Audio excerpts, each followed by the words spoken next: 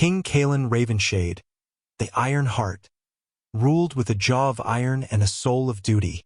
When evidence surfaced that his fated mate, Lady Elara, had betrayed the Empire, he did not hesitate. He signed her execution order, choosing the throne over his heart. As the blade fell, Elara's only words were a haunting prophecy. Asterisk, he will regret this choice.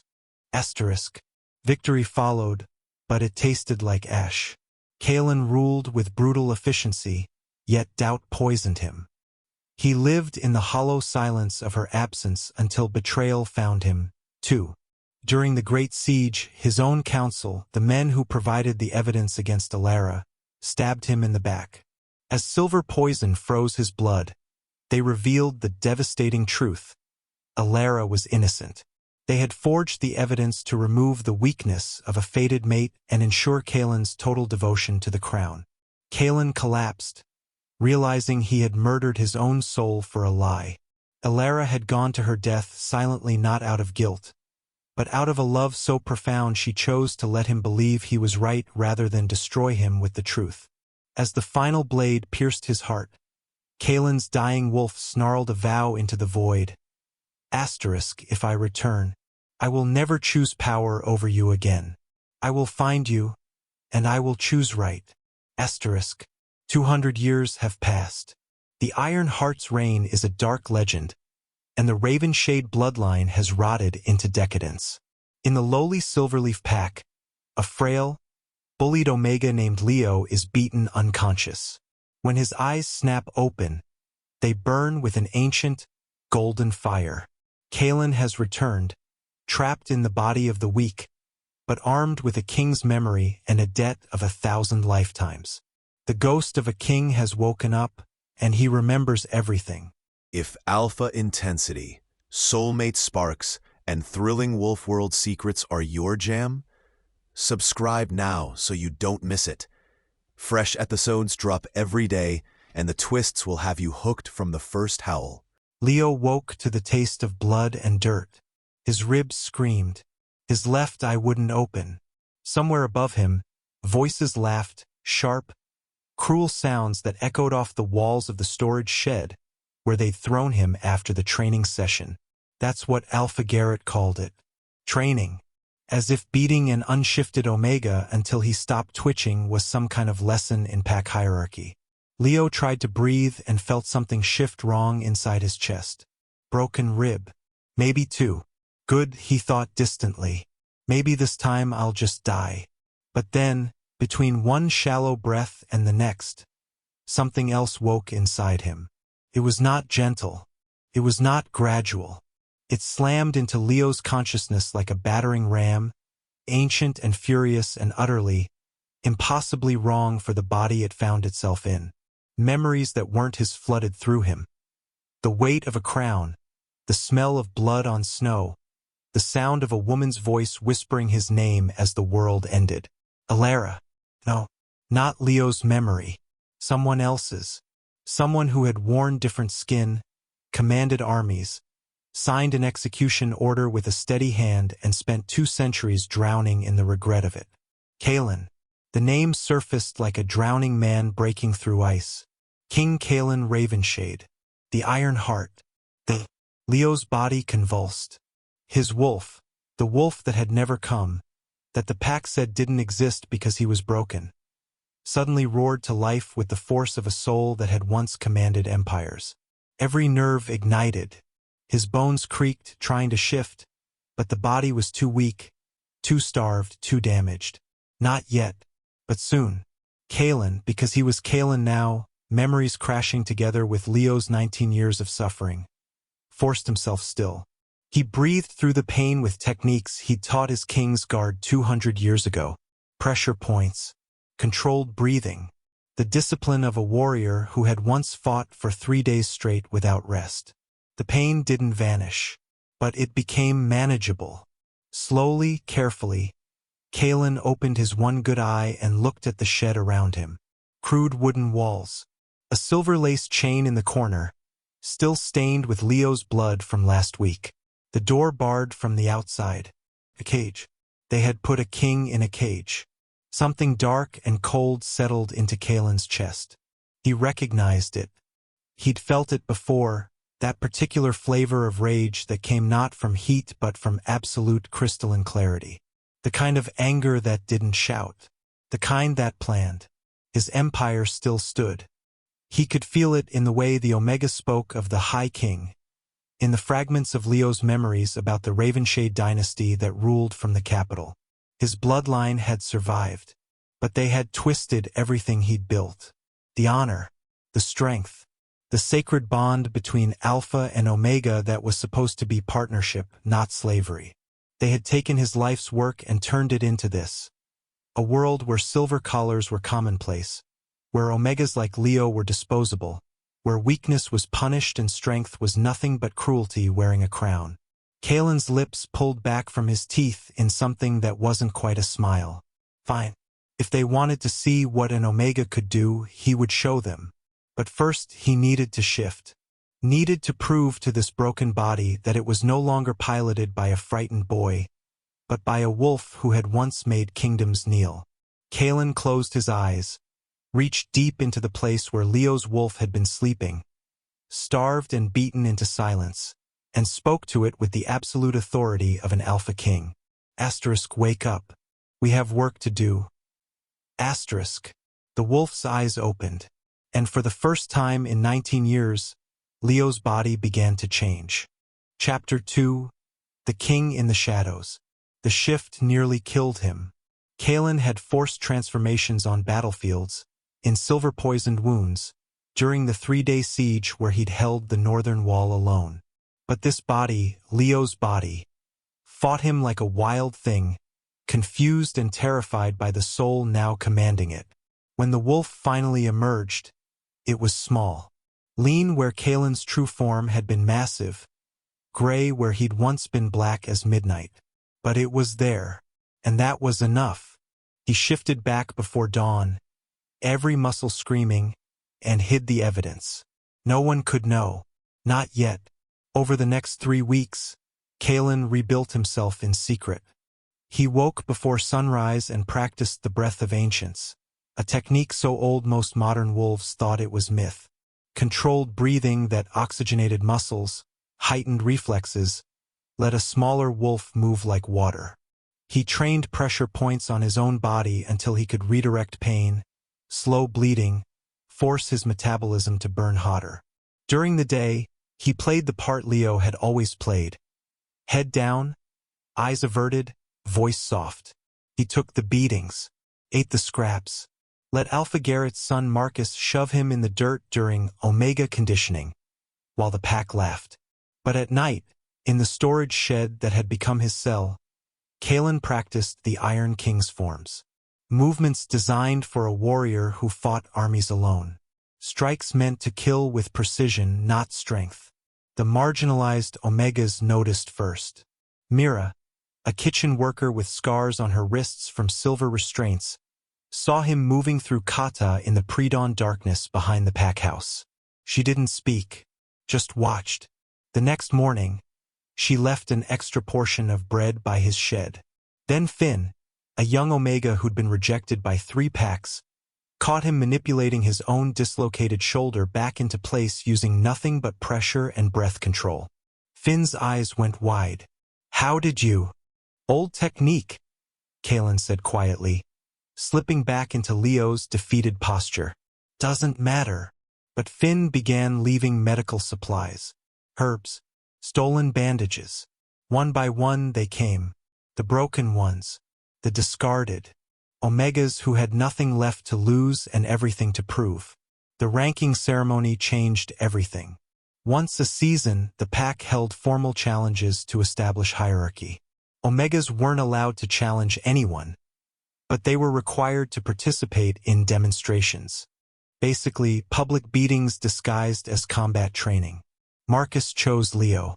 The pack gathered in the central clearing, Alphas lounging on benches while Omegas knelt in the dirt. Marcus grinned, cracking his knuckles. He was 22, fully shifted, and had never lost a dominance match. "Let's see if the broken Omegas learned his place," Marcus announced. Kaelen met his eyes and saw the future. Marcus would charge, rely on strength and size, aim for the throat because that's what modern alphas were taught. Overwhelming force. No finesse. Predictable. Marcus lunged. Kaelen moved. Not like Leo, hesitant and defensive. Like a king. He sidestepped with liquid precision, redirected Marcus's momentum with a palm strike to the shoulder joint, and used the alpha's own weight to send him sprawling. It was over in 3 seconds. The clearing went silent. Marcus scrambled up, face red. You! He charged again. This time Kaelen didn't dodge. He stepped into the attack, struck 2 pressure points in rapid succession. Ancient targets that modern wolves didn't even know existed, and watched Marcus's left leg buckle. The alpha collapsed, gasping, unable to understand why his body wouldn't obey. That's enough, Alpha Garrett barked, standing. But the damage was done. Every Omega in the clearing had seen it. An unshifted Omega had just dropped the Alpha's sun using techniques that shouldn't exist anymore. That night, 8 Omegas appeared at Kaelen's shed. Mira spoke first. Teach us. Kaelen looked at them. These discarded wolves, beaten and starved and told they were worthless, and saw the beginning of something the modern world had forgotten. You want to learn the old ways? He asked quietly. They nodded. Then kneel, Kaelen said. Not as a command, as a test.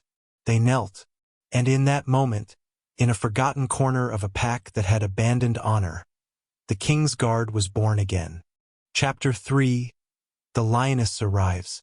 The Royal Guard arrived like a winter storm. Sudden, absolute, and impossible to ignore. Selah Corvain rode at the head of 20 elite soldiers, her black armor catching the afternoon light like polished obsidian. She was taller than most male alphas, broad-shouldered and lethal, with dark hair pulled back in a severe braid and eyes the color of amber frozen in ice. The Lioness, they called her. The High King's betrothed. The strongest prime alpha born in 2 centuries. She had come to Silverleaf because Alpha Garrett had been skimming tribute and allowing rogues to cross his territory unpunished. It was a routine disciplinary visit. She expected groveling, excuses, the usual pathetic display of a minor alpha who'd grown too comfortable. She did not expect to find an Omega being beaten in the town square. Selah's wolf snarled the moment she caught the scent. Blood and fear and something else. Something that made her teeth ache. She dismounted in one fluid motion, her hand already on her blade. Enough, she said. The sound cut through the jeering crowd like a whip crack. 3 betas froze mid-kick, their eyes going wide as they recognized the royal insignia on her armor. The Omega on the ground, small, dark-haired, face half hidden by bruises, didn't move. Commander Selah, Alpha Garrett stammered, rushing forward. We didn't expect. This is just Omega discipline, nothing that requires. I said enough. Selah's voice dropped to something cold and flat. Step away from him. The betas scattered. Selah approached the Omega, intending to assess the damage and determine if Garrett's discipline crossed into abuse warranting formal sanction. She'd seen this before. Weak alphas always took their inadequacies out on those who couldn't fight back. Then the Omega looked up. Their eyes met, and the world stopped. It hit Selah like a physical blow, a recognition so deep and primal it bypassed thought entirely. Her wolf, the iron-willed beast that had never submitted to anyone, not even the High King himself, suddenly surged forward with a desperate, agonized keening. Mate, found you. No, impossible. Omegas couldn't be mates to prime alphas. The biology didn't work. The bond required equal strength, equal dominance. It was, the Omega's eyes widened. Not with fear, with recognition, as though he knew her, as though he'd been waiting for her for centuries. Then he whispered, so quietly only she could hear, Elara. Selah's knees nearly buckled. That name. She didn't know that name. She'd never heard it before in her life. and yet something in her chest broke at the sound of it.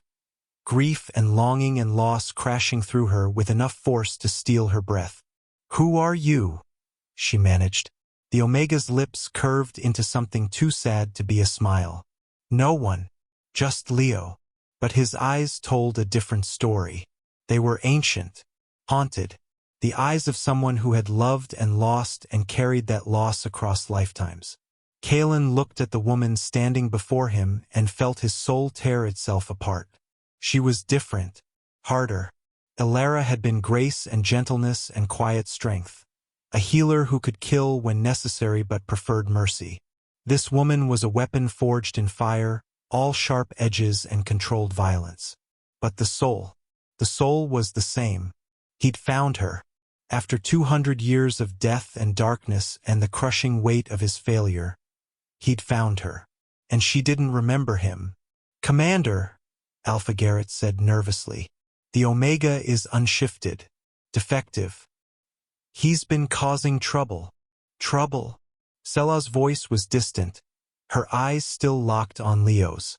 Her wolf was going insane, clawing at her control, trying to do something impossible. Submit. Prime alphas didn't submit. It wasn't in their nature. And yet every instinct screamed at her to kneel, to bare her throat, to acknowledge this broken Omega as something sacred. Terrified her. "Leave us," she said. "Commander, I really think." "Leave us." The clearing emptied in seconds.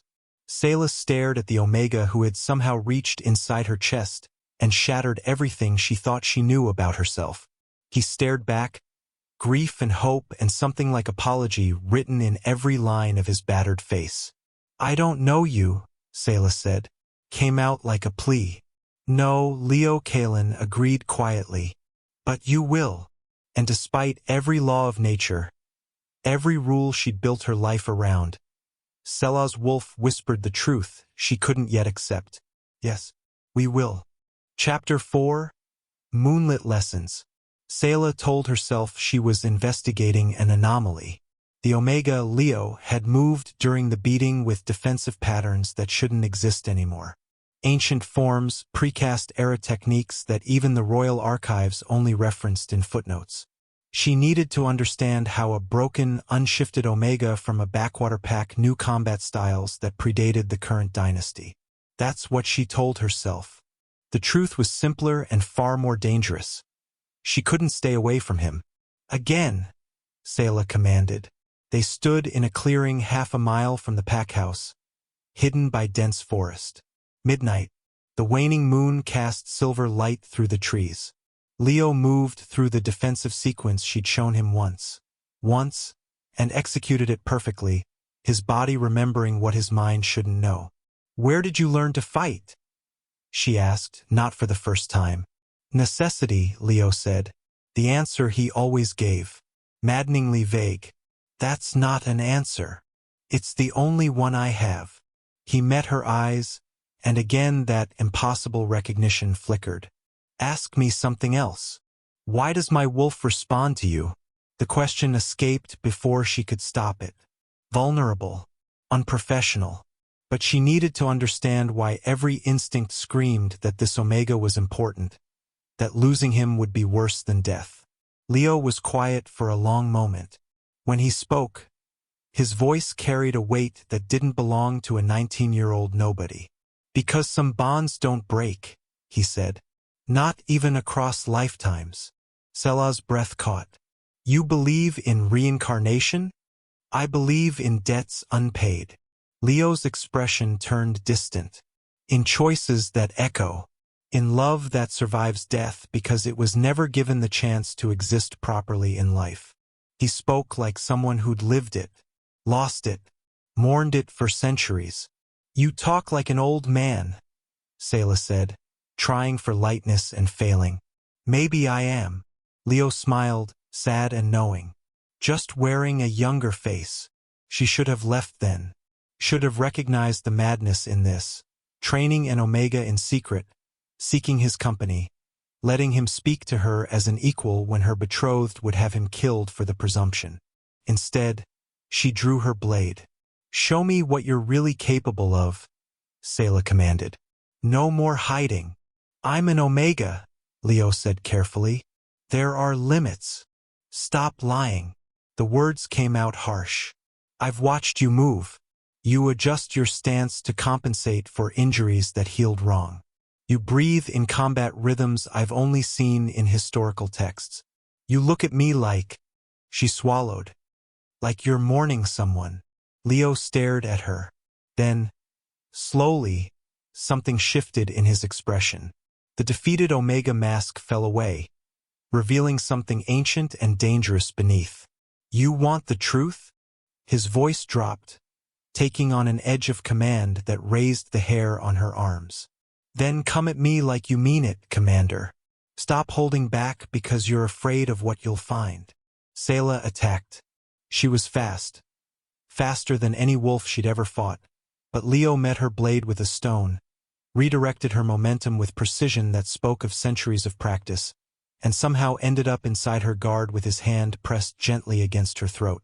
Not threatening, protective, like he'd done this 1,000 times before in another life.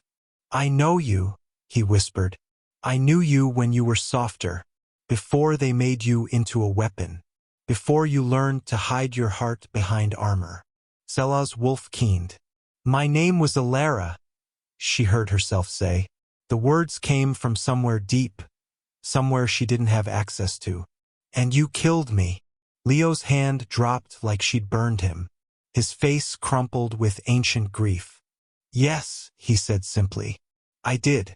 And I've regretted it every moment since. They stood in the moonlight, two souls recognizing each other across an impossible divide. I hate him, Selah said abruptly. Valerius, my betrothed, your descendant. The word tasted like poison. He's everything a king shouldn't be. Weak, cruel, obsessed with control because he has no real power. I know, Leo said quietly. I built an empire on honor. He's ruling its corpse. He said it with such certainty, such intimate knowledge of how kingdoms rose and fell. Who are you really? Selah asked.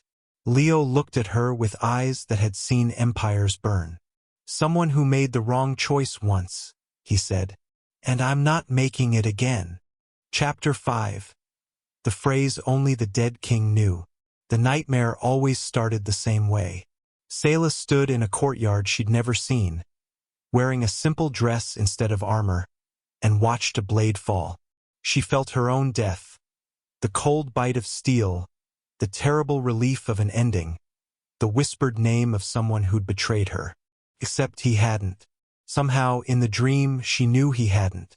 She woke gasping, her wolf howling with grief that had no source, no logic. It was the 5th night in a row. You're not sleeping, Leo observed. They were in the forest clearing again, their secret meeting place. Dawn was still an hour away. Selah had come early, desperate for distraction, and found him already there, moving through forms that looked like a prayer. Nightmares, she said shortly. About dying. The word came out flat. Being executed for treason I didn't commit. Watching someone I loved believe the worst of me. She laughed, bitter. My mind is creating trauma that never happened. Perhaps I'm going mad. Leo went very still. What if it did happen? He asked quietly. Just not in this lifetime. That's insane. Is it? He turned to face her fully. You said your wolf submits to me. A prime alpha submitting to an omega. You dream of deaths you never died. You look at me and feel loss you can't explain. Tell me, Commander, what's the rational explanation? Selah had none. She'd spent weeks trying to find one. The royal archives mention the Iron King had a mate, Leo continued, his voice careful. Lady Elara Ashenmoor. She was executed for treason during the Bloodstone campaign. The records say she was guilty, that she betrayed him to the northern clans. I know the history, Selah said. Everyone did. It was taught as a cautionary tale about the dangers of divided loyalty. The records are wrong. Leo's voice went hard. She was innocent, framed by his own council because they feared the influence of a fated mate. And his voice cracked. He believed them, signed her death warrant, never questioned it until it was too late. How could you possibly know that? Leo looked at her with eyes full of centuries. Because I was there when she died, he said. And the last thing I said to her, the night before the execution, when I still believed she'd betrayed me. He took a breath. I told her, even stars can choose to fall. The world tilted. Selah's knees hit the ground before she realized she was falling. Those words. She knew those words. Not from books or stories, but from somewhere deeper. Somewhere that bypassed memory entirely and lived in her bones. Even stars can choose to fall. He'd said it while they stood on a balcony overlooking a city that didn't exist anymore. Said it as an accusation, a question, a condemnation. Asked her why she'd chosen to betray him when she'd been the one thing he'd believed was incorruptible. And she'd had no answer. Because she'd been innocent. Because she'd loved him more than life. Because she'd known, even as they led her to the executioner's block, that he would realize the truth too late. No, Selah whispered. But her wolf was screaming, yes, yes, yes, finally you remember. I'm sorry. Leo's voice broke. He knelt in front of her, close enough to touch but not touching. I'm so sorry, Elara. I should have trusted you. Should have investigated. Should have chosen you over their counsel. And I've carried that failure for 200 years.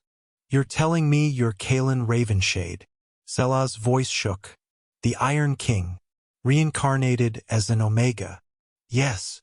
That's impossible. I know. I don't remember. But even as she said it, fragments were surfacing. A smile. A touch. The smell of pine and steel. The absolute certainty that someone had loved her more than anything, and then killed her for it. You will, Leo Kaelen said. Or you won't. Either way, I'll spend this lifetime proving I'm worthy of a second chance. Selah's hands were shaking. Everything she'd built her identity on was fracturing. She was commander of the royal guard, betrothed to the High King, the lioness. She didn't kneel. She didn't break. She didn't believe in past lives or soul bonds or any of it. But she looked at this Omega and felt home. Valerius, she said, testing. The king I'm supposed to marry. He's your blood. Distantly, Kaelen's expression went cold. He's everything I tried not to be. Everything I failed to prevent. He rules the empire you built. He rules its corpse. Selah laughed. Came out jagged, half-broken. If this is true, if you really are who you claim, then my loyalty to the throne is loyalty to a lie. No, Kaelen said firmly. Your loyalty to honor is real. To duty, to protecting the weak, to justice. That's real. The throne is just wood and metal.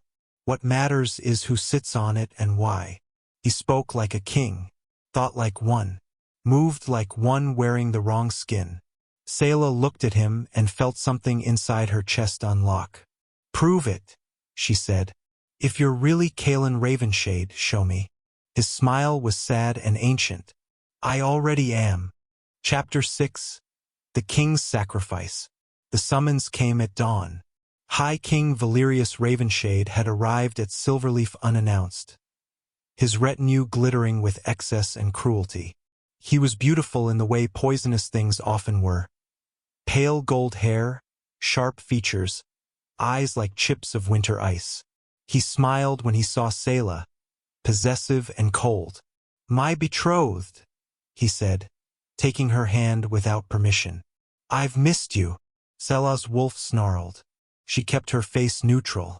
Your Majesty, I wasn't expecting. I wanted to see what required so much of your attention. Valerius's gaze swept the assembled pack, dismissive, then stopped, sharpened. Who is that? He was looking at Leo. Kaelen kept his head down, playing the invisible Omega. But Valerius was observant in the way predators were, and he'd caught something, a glance between Selah and the Omega, perhaps, a fraction of a second too long. No one, Alpha Garrett said quickly. Just an Omega, unshifted. We've been. I want him sent to clear the Black Fang mines, Valerius interrupted. His smile never wavered. There's been reports of rogue activity. A perfect job for a disposable Omega. Selah's blood went cold. The Black Fang mines were a death sentence. Collapsed tunnels, volatile silver deposits, and rogues who used the area as a hunting ground. Your Majesty, that's not necessary. Are you questioning me, Commander? Valerius's voice dropped to something dangerous. Or perhaps you have a particular interest in this Omega? The trap was elegant. Protest too much, and she'd confirm his suspicions. Stay silent, and Leo died. Kaelen met her eyes briefly, gave the smallest shake of his head. Don't. Of course not, Your Majesty, Selah forced out. Good. Valerius's smile widened. Send him tomorrow. Kaelen went to the mines knowing it was a trap. Valerius wasn't subtle. The rogue activity was bait. The silver deposits were too concentrated to be natural, and the entire operation reeked of an execution dressed as an accident. Fine. He'd survived worse. What he hadn't anticipated was Selah following him. You shouldn't be here, Kaelen said when he caught her scent at the mine entrance. Neither should you. Selah emerged from the shadows, fully armed. Did you think I'd let you die because my bastard fiancé is jealous? He'll punish you for this. Let him try. They moved deeper into the mines together, following signs of disturbance. Too quiet. Too empty. Kaelen's instincts screamed danger, but Selah was already ahead, her wolf nose tracking something he couldn't smell yet. Then he caught it. Silver. Not ore. Gas. Selah, stop. The cavern floor collapsed. They fell into a chamber that reeked of silver vapor, the concentration enough to burn the lungs. Selah hit the ground hard, already choking. Above them, the tunnel sealed with a grinding crash of stone. Buried. Poisoned. Exactly as planned. Kaelen felt his wolf surge forward, ancient fury overriding every instinct to hide. Selah was dying. His mate was dying. And he was done pretending to be weak. He shifted, not into Leo's small gray wolf, into something larger, darker, a form that remembered what it meant to be an alpha king, even if the body didn't quite fit the memory. His wolf was massive, black-furred and silver-eyed, radiating the kind of dominance that made the very air feel heavier. Impossible. Omegas didn't shift like this. Couldn't. Kaelen didn't care. He forced his body through the transformation, pushed past the silver burning his lungs, and unleashed a howl that shattered the collapsed stone above them. Raw power channeled through centuries of will. The rubble exploded outward, creating an exit. Then he grabbed Selah by the scruff and dragged her free. They collapsed outside the mines, both gasping. The silver had done its damage. Kaelen could feel his wolf retreating, the shift unstable, but they were alive. Selah stared at him with wide, disbelieving eyes. That's not possible, she rasped. You were. I know what I was. Kaelen's shifted form wavered, then collapsed back into Leo's body. He coughed blood. Worth it. And I know what I am. Tell me. Selah's voice was raw. No more riddles. No more hints. Tell me. Kaelen looked at her, this warrior woman carrying the soul of the mate he'd failed, and let the truth fall like a confession. I am Kaelen Ravenshade, he said. The Iron Heart. The king who chose wrong. I died 200 years ago with your name on my lips, and I woke in this body carrying every memory, every regret, every moment I failed you. His voice cracked. I am the king you've mourned, and I don't deserve your forgiveness. But I'm here, and I'm not leaving you again. Selah didn't move, didn't speak. Then, slowly, she reached out and touched his face. Reverent, disbelieving, furious. You're insane, she whispered. Probably. This is impossible. I know. I should walk away. You should. Selah's hand trembled against his cheek. I can't, she said, and it sounded like a condemnation. Goddess help me, I can't. Chapter 7. The Trial of Ancestors. The Blood Moon Festival was held in the Grand Arena, a circular stone amphitheater in the capital where the entire realm gathered to renew pack bonds under the crimson moon. It was sacred, ancient, and Valerius had turned it into theater, a display of his power with omegas in silver collars serving wine while alphas boasted of conquests. Kaelen stood in the crowd, hidden among Selah's guard. He'd come to the capital with her after the mines, officially as her personal omega attendant, a humiliation Valerius had insisted on, forcing Selah to parade her supposed weakness. The king had no idea what he'd actually done. Selah stood on the high platform beside Valerius, armored and expressionless, while he draped himself over his throne like a spoiled child playing at monarchy. Around them, the pack leaders of every territory watched with varying degrees of contempt, loyalty, and fear. Another year of prosperity, Valerius announced, his voice amplified by runners stationed throughout the arena. Another year of peace under Ravenshade rule. Peace built on oppression. Prosperity measured in suffering. Kaelen felt his wolf stir, ancient and furious. Not anymore. He stepped forward. Every eye turned to him, the Omega who shouldn't be here, shouldn't speak, shouldn't even look at the high platform. I invoke the trial by ancestors, Kaelen said. His voice carried, clear and commanding, across the suddenly silent arena. Valerius laughed. What? The trial by ancestors, Kaelen repeated louder. An ancient law that predates the caste system. Any wolf may challenge the sitting monarch if they can prove their claim through blood, spirit, or deed. The spirits of the ancestors will judge. That law doesn't exist, Valerius said, though his smile had frozen. It does. Kaelen's voice took on the cadence of ritual, words he'd written into law centuries ago, recorded in the original codes before your line rewrote history.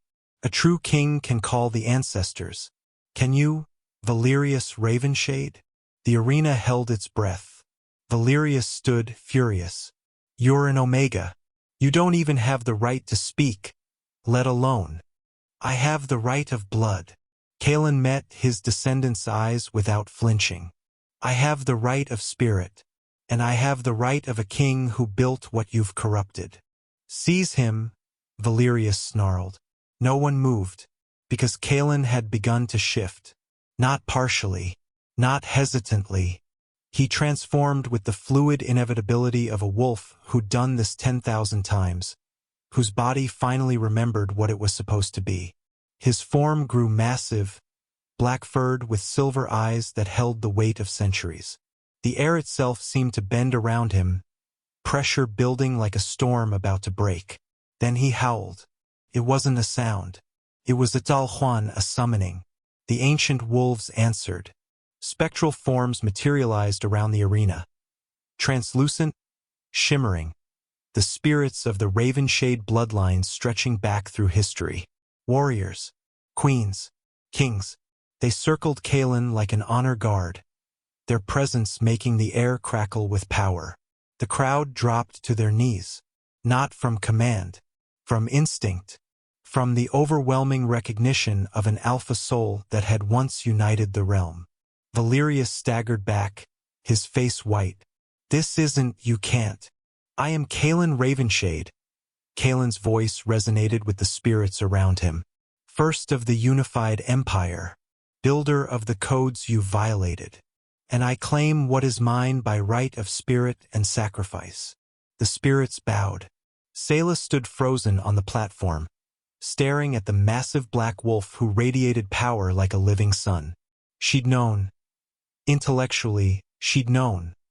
But seeing it, feeling the absolute truth of it slam into her chest, her wolf didn't ask permission. Selah dropped to one knee, her hand over her heart in the ancient salute reserved for the Alpha King.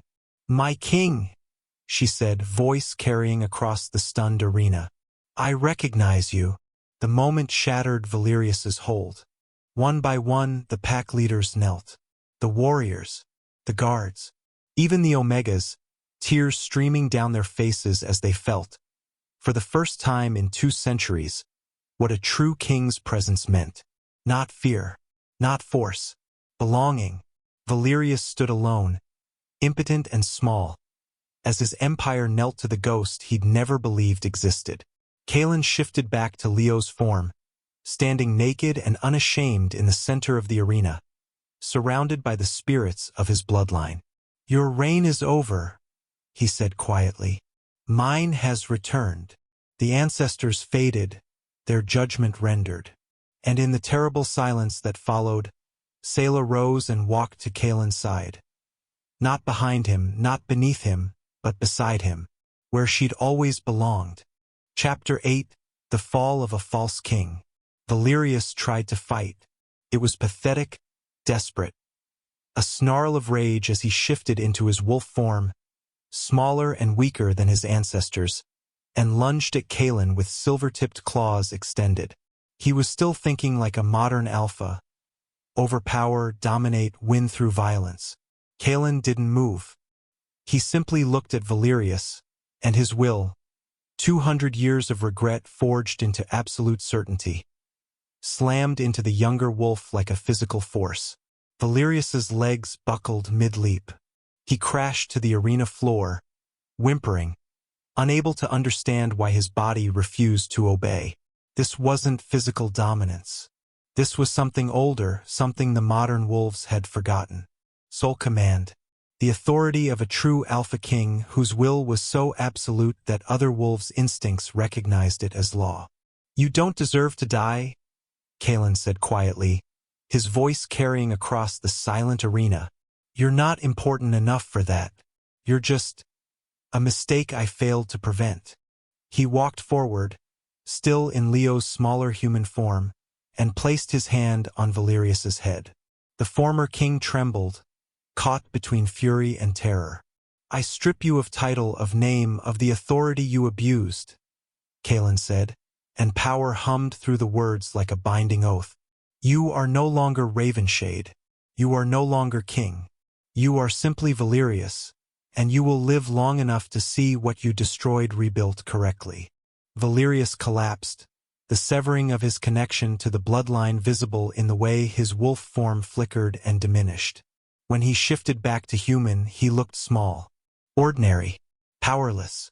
The guards dragged him away without ceremony. Kaelen turned to face the assembled realm, thousands of wolves watching, waiting to see what kind of king had returned from death.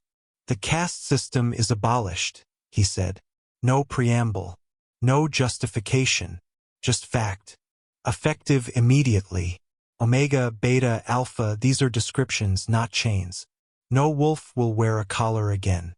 No wolf will be owned, enslaved, or considered disposable." Gasps rippled through the crowd. 2 centuries of hierarchy, gone in a sentence. "But," Kaelen continued, his voice hardening, "freedom requires responsibility. The strong must protect the weak, not exploit them. That is the law. That is non-negotiable. Any alpha who violates this will answer to me." The threat was clear, absolute. Then Kaelen turned to Selah, who stood watching him with an expression caught between awe and something more complicated. Grief, maybe, or recognition of a burden about to be shared. "I made a mistake once," Kaelen said, speaking to her but knowing the entire realm was listening. "I ruled alone. I trusted my counsel more than my heart. I chose power over the person who made that power meaningful." His voice softened. "I won't make that mistake again." He dropped to one knee. The arena went silent enough to hear breathing. "Selah Corvain," Kaelen said formally. "You are the strongest wolf of this generation, the fiercest warrior. The soul I failed in my first life and found again in this one." He pulled a crown from his pocket, simple, ancient, forged from iron and moonstone. Not Valerius's gaudy monstrosity. The original queen's crown, hidden for centuries. I don't ask you to stand behind me. I ask you to stand beside me, as my equal, as my queen. Not because of our bond, but because you've earned it through every choice you've made. Selah stared at the crown, at this impossible man who died for her once and was now offering her everything. The realm needs both of us, Kaelen continued. A king who remembers what was lost. A queen who knows what needs to be built. I can't do this alone. I won't do this alone. You're asking me to rule, Selah said slowly. Not just stand beside you. Actually rule. Yes. Equal authority. Equal responsibility. Yes.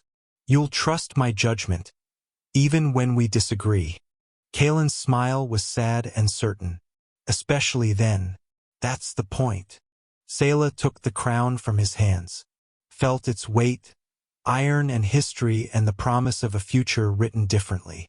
I'm still angry with you, she said, for what happened before, for the choice you made.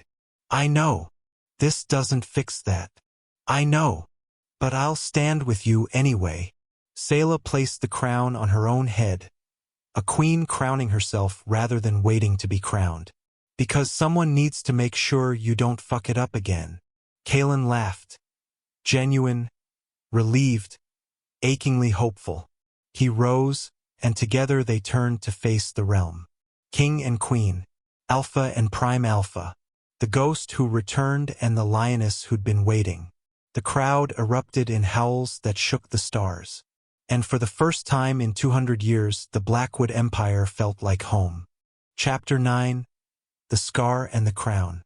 The coronation was over, but Selah couldn't sleep. She stood on the balcony of the royal chambers, their chambers now, though neither had yet discussed what that meant, and stared at the city sprawling below. Somewhere in those streets, Omegas were removing silver collars. Families were reuniting. The world was changing, reshaping itself around the absence of cruelty that had defined it for so long. It should have felt like victory. Instead, she felt raw, exposed, as though removing Valerius from power had stripped away the armor she'd worn for years, leaving her vulnerable to emotions she'd spent a lifetime suppressing. You're thinking too loud, Kaelen said from the doorway. Selah didn't turn. I'm thinking about how many people suffered while I enforced laws I knew were wrong. How many Omegas I put in collars because it was my duty. You were surviving in a broken system, Kaelen said, moving to stand beside her. You can't hold yourself accountable for failing to rebel against an empire alone. You did. And I died for it. His voice was dry. Then spent 200 years as a ghost. Not exactly a success story. Selah's lips twitched despite herself. You're handling godhood poorly. I'm not a god. Just a stubborn bastard who got a second chance. Kaelen leaned against the railing, close enough that she could feel his warmth. And I'm terrified of wasting it. The admission surprised her. He'd been so certain during the trial, so commanding. But now, in the quiet darkness, he just looked tired. Human. A man carrying the weight of 2 lifetimes. Show me, Selah said abruptly. Show you what? The scar. The one Elara died from. Kaelen went very still. Why? Because I need to know if it's real. If we're real. Or if this is just. She gestured helplessly. Shared delusion born from loneliness and rebellion. Kaelen was quiet for a long moment. Then, slowly, he reached for her hand and placed it over his heart. Over the spot where the council's blade had pierced him 2 centuries ago. I don't have a scar, he said quietly. I died. The wound went with me. But you. His fingers traced along her collarbone, following the line of a birthmark she'd had since childhood. It ran from her throat down across her chest. A thin, silvery line that physicians had always dismissed as a genetic quirk. Kaelen's touch was reverent, grieving. This is where the executioner's blade fell, he whispered. Where you bled out on the stones while I stood in my tower and convinced myself I'd made the right choice. This is the wound I gave you, and you carried it into this life. Selah looked down at the mark she'd never questioned, and suddenly it made terrible sense. The nightmares of choking on her own blood, the phantom pain that sometimes flared in her chest, the scar that shouldn't exist but did. I died believing you'd betrayed me, Kaelen continued, his voice breaking. And you died knowing I'd failed you. That's what we carried. That's what we have to heal. Selah caught his hand, pressed it flat against the scar. Then heal it, she said. Be different this time. Choose differently. Kaelen pulled her close, his forehead resting against hers. I vow, he said, and power hummed through the words, an oath binding itself into reality. That I will be your shield, not your executioner, your partner, not your king. I will question my certainty. I will trust your wisdom, and I will never, never choose power over you again. Selah felt something in her chest unlock, some ancient grief finally acknowledged and released. And I vow, she said, matching his intensity, to be your conscience when power tempts you, your equal when you forget we're partners, and to call you out when you're being a self-sacrificing idiot. Kaelen laughed, the sound wet with unshed tears. Then he leaned down and kissed the scar. Gentle, reverent, an apology written in touch. I'm sorry, he whispered against her skin, for everything, for failing you, for making you carry this. I know. Selah's hands tangled in his hair, holding him close. And I forgive you, not because you've earned it yet, but because we don't have time to waste on old grudges when we have a world to rebuild. They stood together in the moonlight, two souls who'd loved and lost and found each other again, across an impossible divide. This time there would be no betrayal. This time trust would be the foundation, not the casualty. This time the king chose right, and the queen chose to let him prove it. Nd.